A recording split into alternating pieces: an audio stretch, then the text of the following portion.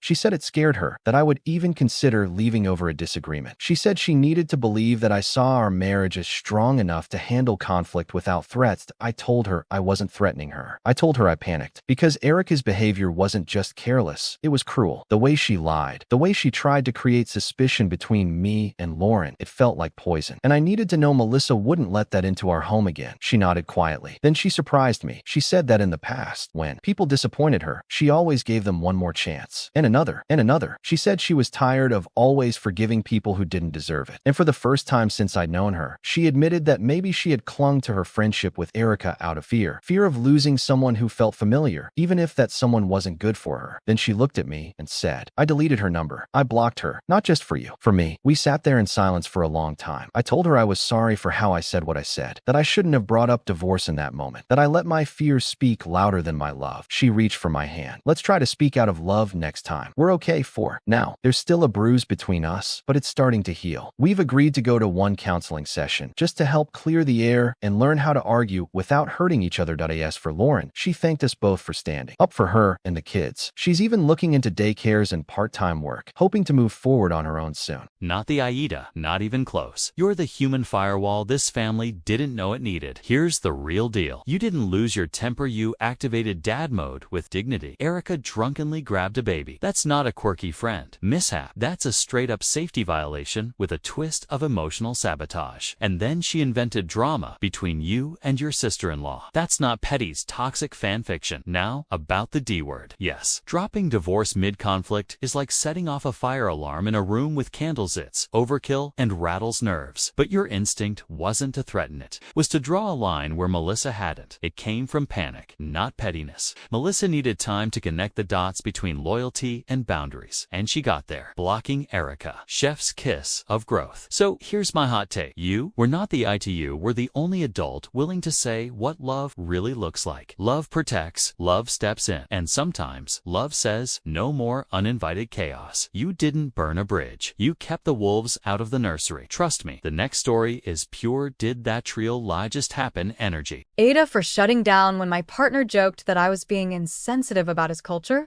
I'm 28, and I've been dating Sam, who's 35, for about 2 years now. He's Vietnamese American, and I'm white. One of the things we love doing together is our weekly game night, ordering takeout, playing games, or watching old fighting clips on YouTube. It's our little ritual, something I always look forward to. One night, while watching a clip of a character Sam admired from a game he used to play competitively, I commented that her elegant movements reminded me of Tai Chi or maybe even waterbending from Avatar. I said it gently, admiringly, but Sam paused the video and, with a flat expression, told me it was a weird thing to say. When I asked what he meant, he said, "She's Vietnamese, not Chinese, and that's not Tai Chi," then added, "It's kind of ignorant, don't you think?" My stomach dropped. I hadn't meant to stereotype. I was just making a casual observation, but suddenly I felt like I'd said something offensive. He continued watching while I went quiet, looking up Tai Chi videos on my phone to compare styles. I could see I was wrong. The style was different. I felt embarrassed because I genuinely try to be respectful of other cultures. answers. I've avoided things in the past, like buying a traditional Vietnamese outfit at a cultural fair, just to make sure I wasn't being disrespectful. So hearing him suggest I was ignorant really hurt. After about 20 minutes, he casually said, "I was kidding, by the way." I blinked. "You were joking?" He smiled and said, "Yeah. It's not racist or anything. Just messing with you." But it didn't feel like a joke. I'd been stewing in guilt and anxiety the whole time. I asked him why he'd say something like that if he knew how much I care about being respectful. He shrugged and replied, "If you weren't a little racist, you wouldn't be so offended by the joke." That stung. I pulled away emotionally. I wasn't angry because I thought he truly believed I was racist. I was hurt because he used something important to me, my efforts to be respectful and thoughtful, as the punchline to a joke. And it wasn't the first time. Months ago, he did an exaggerated Vietnamese accent in a restaurant, and when I asked him to stop, he said I was too uptight. Another time at a sushi bar, he jokingly asked the chef if they served cat meat, which made me want to disappear. I had written those off as poor taste, assuming he didn't realize how uncomfortable they made me feel. But now I'm not so sure. Maybe he thinks I'm just overly sensitive, or worse, that I'm a joke. The next morning, he tried to brush it off, saying I got too serious sometimes and it wasn't that deep. But it was deep to me. Not just because of what he said, but because he saw it mattered to me and still turned it into a joke. Now I'm left wondering if I overreacted or if I just can't take a joke. But when the joke is about something so personal, something that defines who you are and what you value, it's hard to laugh along. So now I'm asking AITA for going quiet and pulling away after my partner joked about me being insensitive to his culture? Hold on to your socks, because the update just blew the roof off. Thanks to everyone who took the time to read and respond. I didn't expect so many people to relate or care, and I truly appreciated the kindness and honesty. A lot has happened since I posted, so here's an update. About a week after that tense night, we went through the motions of daily life, making dinner, watching shows, but something still felt off. We weren't really connecting, and Sam noticed too. Eventually, he asked me if we were okay, and I calmly but honestly told him I was still hurt, not just by that one joke, but by a pattern where it felt like he mocked the very things I tried hardest to respect, like cultural boundaries, making me feel foolish and small. At first, he got defensive, asking if he couldn't joke about his own culture, but I explained it wasn't about his culture, it was about how he used it to tease or test me when I was sincerely trying to engage, which felt like he was telling me I'd never get it right anyway. After that, he grew quiet, thoughtful rather than angry. Later, he came to the bedroom holding his old game controller, placing it gently beside me, and said I was the only person he'd dated who cared about the things he cared about, and that he wasn't used to it. He looked different, smaller almost, as if the joking was a shield he was setting down. He admitted that growing up, his culture was either fetishized or mocked, and his teasing was a way to own the joke before others could. He said he never meant to make me feel like I didn't belong. We talked for hours that night, calmly and openly, just two people trying to understand each other. I told him I didn't expect him to never joke again, but I needed him to stop using my sincerity as the punchline. He nodded and genuinely apologized, even saying he'd talked to his brother about pulling back on those kinds of jokes around me. Since then, things have been better. You're not the AITA, the emotional adult at a table full of sarcasm, trying to order honesty. Let's break it down with blunt clarity. You admired something. You complimented it. He responded like you committed cultural identity theft. Then plot twist, it was just a joke. Except, surprise, it wasn't funny. It was confusing, invalidating, and honestly, lazy. Jokes that punch up are wit. Jokes that gaslight someone's values. That's just emotional dodgeball land you weren't playing. Your response, quiet reflection, open communication, and boundary setting is textbook emotional intelligence. Sam, he eventually got there. Took the scenic route through denial and defensiveness. But hey, growth is growth. My suggestion, keep being curious, kind, and clear. But also, stay alert. If someone consistently laughs at you while you're trying to honor them,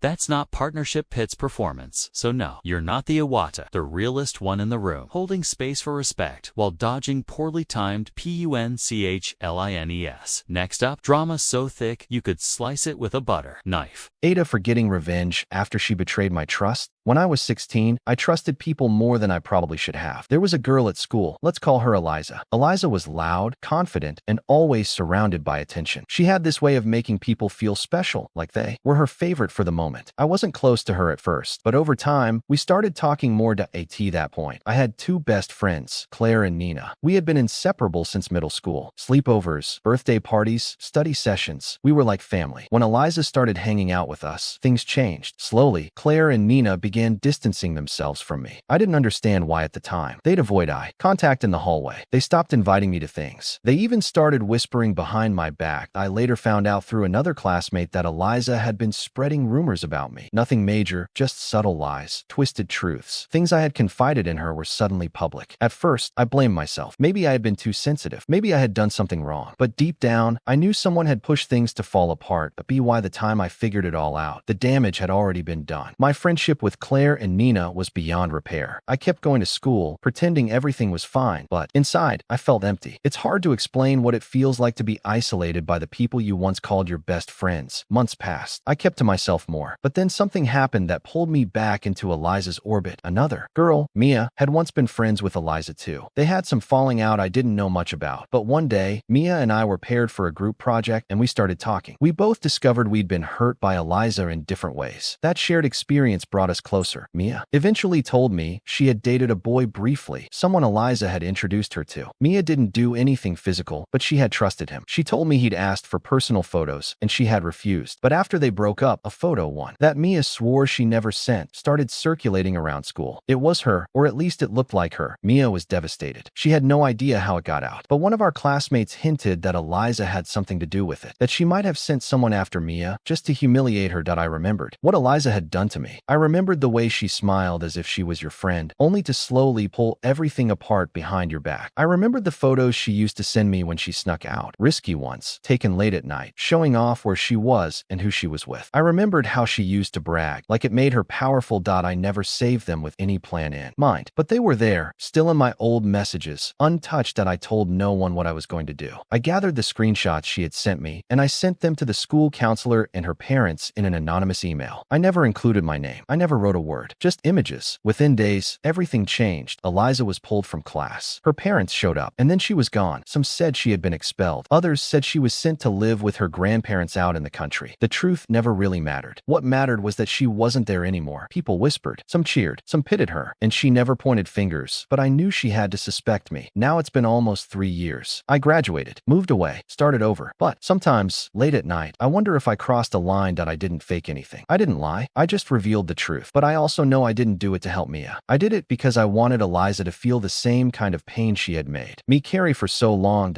So now I ask myself, even if I never said a word, AITA for getting revenge after she betrayed my trust? I swear this update feels like it was written by a Hollywood screenwriter. It's been a full year since I sent that anonymous email that changed Eliza's life. In that time, I've gone off to college in a new city. I thought the distance would give me peace. But the thing about memories is, they follow you. At first, I didn't think much about it. Life got busy. I was surrounded by new people, new classes, and a sense of freedom I hadn't felt in years. But some nights, I still thought about her. Not because I missed her, but because I kept wondering, did I destroy her future? A few weeks ago, someone from my hometown messaged me. It was Claire, one of my old best friends. We hadn't spoken since high school ended. She told me that Eliza was back in town. Apparently, after spending some time with extended family, she returned home. But things weren't the same. She didn't come back to school. She wasn't online much anymore. Claire said she seemed quieter, distant, almost like a completely different person. Then she said something I wasn't expecting. She told me she knew what I had done. She said she found out from someone who overheard me venting once in the library during senior year. I don't even remember it, but apparently I let slip more than I thought. But what shocked me most wasn't that she knew. It was what she said next. She said, "I don't blame you. I think she needed someone to finally stop her. I just wish it didn't have to be you." That sentence has been playing in my head ever since. That I never wanted to become someone who hurt others just to feel better. I didn't want to play the same games Eliza did, but part of me still feels like it wasn't just revenge. It was the only way to protect others from more damage. Even now, I'm unsure whether I did the right thing. Did I give Eliza the wake-up call she needed to change? Or did I push someone already broken past the edge? I don't know, but I've decided one thing. I won't be the kind of person who holds on to pain forever. I've started seeing a counselor. At school, I'm trying to move on, truly. I want to let go of what happened, because revenge might bring justice, but it doesn't always bring peace. Wherever Eliza is now, I hope she's learning. I hope she's healing. And as for me, I'm trying to do the same. You are not the AITA, but you are the consequence. Let's call it like it is. You didn't destroy Eliza. She detonated her own reputation. You just stopped pretending you didn't smell smoke. What you did wasn't cruel. It was calculated. Clarity delivered anonymously, with no embellishments, no lies, and no theatrics. You dropped the receipts, not a bomb. Eliza wasn't a misunderstood Solskjaer, was a wrecking ball with Wi-Fi, leaving psychological shrapnel in every hallway. You didn't escalate. You ended the cycle. That's not revenge. That's an emotional ceasefire with receipts attached. Now, do I think your motivation was pure? No. Nope, but justice doesn't need to wear a halo, it just needs to show up before more people get hurt. And honestly, the fact that you're self-reflecting in therapy and hoping she heals, that right there proves you're not the villain of this story. You're just someone who reached their breaking point and chose silence over spectacle. So, final verdict. Not the AITA. You didn't start the fire, you just refused to burn alone. AITA for leaving someone who is finally trying? I'm 23, and for the past year and a half, I was in a relationship with a man I truly believed I would marry someday. His name is Carter. He was kind, patient, and never once raised his voice at me, and I was drawn to his gentle nature and the warmth and honesty he offered, something I hadn't felt in a long time. But from the beginning, there was one thing I didn't know how to talk about: his intense relationship with his family, especially his older sister, Anna. It wasn't abusive or dramatic, but it slowly made me feel like there would never be room for me. Carter, the youngest of three, lost his father when he was 10, and ever since, his family leaned heavily on him. His mother became emotionally dependent, and Anna, who struggled with severe anxiety, relied on Carter for comfort, errands, appointments, even having him sleep on her floor during panic attacks. He always said, "She needs me more right now." At first, I understood. I have siblings too, but over time, I began to feel invisible. One night, I had a work dinner that meant a lot to me, and Carter promised weeks in advance to be there. But the morning of, he canceled. Anna was overwhelmed again. I didn't argue. I just said, "Okay," and cried in the bathroom before going alone. Something changed in me that night. Later, we talked. I told him I wasn't angry at his family. I was hurt that my needs never had space. I felt like a guest in his life. He listened and admitted he didn't know how to let go, that he felt responsible for holding his family together and hadn't realized the impact on our relationship. I asked him to think about what kind of future he wanted. 2 days later, he texted. He had scheduled his first therapy session. I should have felt relief, and I did, partly, but I also felt tired, deeply tired, because I didn't leave Carter because I stopped loving him. I left because I was always holding my breath, always waiting for him to choose me, for time that never came. Even if he grew into the man I hoped he could be, I didn't know if I had the strength to stay. Sometimes love isn't about holding on. It's about realizing you're becoming small to fit into someone else's world. A week after his first therapy session, I told him I needed to step away. We cried. There was no blame, no shouting, just heartbreak. He understood. He said he didn't want me to keep hurting while he learned to stand on his own. It's been 3 months. He still sends me updates. He's in therapy, setting boundaries, and his sister is learning to cope without depending solely on him. I'm proud of him, but I haven't gone back because for the first time in years, I feel calm. I'm building a life where I don't have to earn someone's attention or compete with their past. Maybe one day our paths will cross again, and maybe we'll both be ready, or maybe not. Either way, I know I made the right choice for me. So, AITA for leaving someone who is finally trying? Or was I just finally choosing myself? Brace yourself, because the update took a turn nobody saw coming. I didn't think I'd hear from him again after the last message he sent. A quiet goodbye that simply read, "Thank you for helping me see myself more clearly." It felt like closure, or at least the kind you accept even when your heart isn't quite ready. But 2 weeks ago, he reached out not to ask for another chance, but just to talk. Curiosity tugged at me, so I agreed, and we met at a quiet park we used to visit together. He looked different, lighter somehow, tired, but peaceful, with a new softness in his voice and a quiet strength I hadn't heard before. He told me he's still going to therapy every week, that he's no longer living at home, and that while his mom and sister didn't take it well at first, he's been slowly rebuilding those relationships with healthier boundaries. He admitted the first few months were awful. He cried a lot, felt guilty all the time, but eventually realized that guilt isn't love, and sometimes the most loving thing you can do is step back. Then he said something that stayed with me. "I used to think I had to hold everyone together to be worthy, but now I just want to be whole, even if that means some people feel let down by me." I sat in silence after that, letting it sink in, before asking why he wanted to see me now, after everything. He looked at me and said, "Because I finally understood what you meant back then, and I wanted to tell you in person. Thank you for loving me when I didn't know how to love myself." I nodded. I smiled. And I let myself feel proud, not because he changed for me, but because I had the strength to walk away and let him grow on his own. We didn't talk about getting back together. We both knew that chapter had closed, not with bitterness, but with peace. I'm in a different place now, too. I've started painting again. I spend more time with my friends. I'm learning that love doesn't have to feel like waiting. It can feel like breathing. You're not the AITA, you're the oxygen mask you finally put on first. Carter wasn't a bad partner, just an unfinished one. And you didn't slam the door on love. You opened a window for yourself when the room got too crowded with other people's emergencies. He was drowning in devotion to his family, and you were treading water, hoping he'd notice you were fading. You didn't abandon him, you released both of you from emotional limbo. That's not cruelty, that's courage. With a pulse, my suggestion, keep choosing peace over potential. Love shouldn't require a waiting room ticket or a survival plan. So no, you weren't heartless. You were heart-tired. And finally, you rested. Thanks for watching. Tell us your favorite story in the comments. And if you loved this video, we've got more drama for you. Check out AITA for wanting to sue my adoptive mom. Click now to watch the full story.